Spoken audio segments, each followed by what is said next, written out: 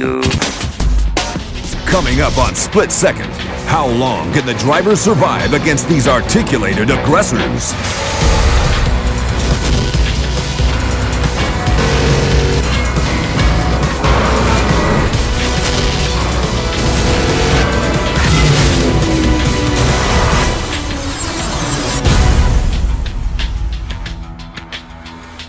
If you've been looking for some rambunctious arcade racing, Split Second may be just what you're looking for.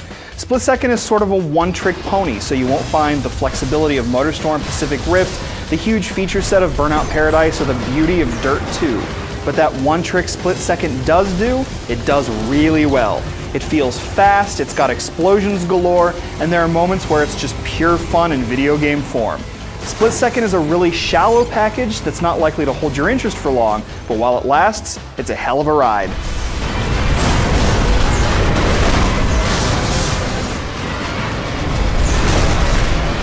What makes Split Second different from its competitors is the concept of power plays. Each track is loaded with opportunities to destroy the environment and disrupt or wreck your opponents with a simple press of a button.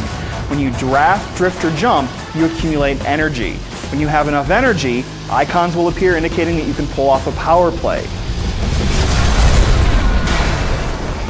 Power plays have different effects. Sometimes it's a helicopter dropping explosives onto the track below. A tower might come crashing down, or an entire airplane might go skidding across the track. You might open up a temporary shortcut for you to zip through, and in extreme cases, you might cause devastation that changes an entire section of the track. These various explosive locations are all scripted, so you'll quickly memorize them as you would memorize the course itself. But there's a whole lot of fun to be had wrecking 3 or 4 opponents at once with a well-timed power play. Just be careful. If you don't time things right, you might end up wrecking yourself.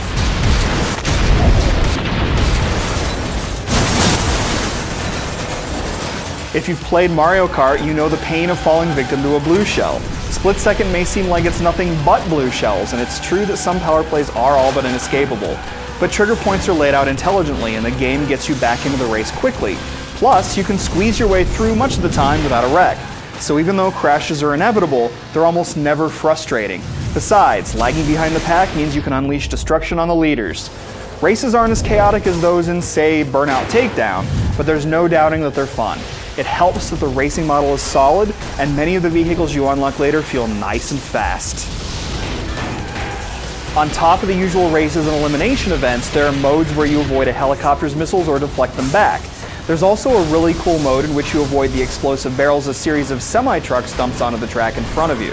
But while these are really fun diversions, power plays are really all there is to this game.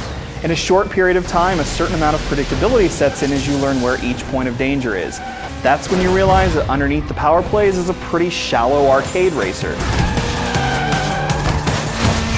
In today's exciting episode, Split Second is structured as a series of television episodes, but aside from the little cutscenes that end and start each episode, it doesn't do anything with the premise.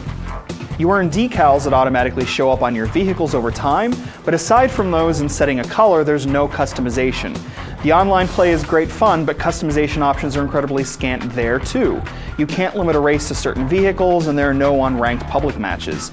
And if you're hosting a match with friends, you can't even set the number of laps. It's all pretty bare bones. Also, if you're picking up the PC version, be warned that all the signs of a quick and dirty port are all here.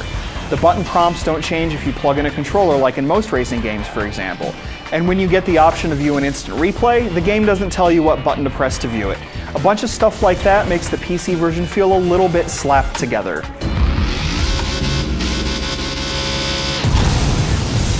When a game is this bare bones across the board, it's hard to stay invested for long. This is the kind of game you play for a weekend and then put back on the shelf. But while it lasts, Split Second is lightning in a bottle.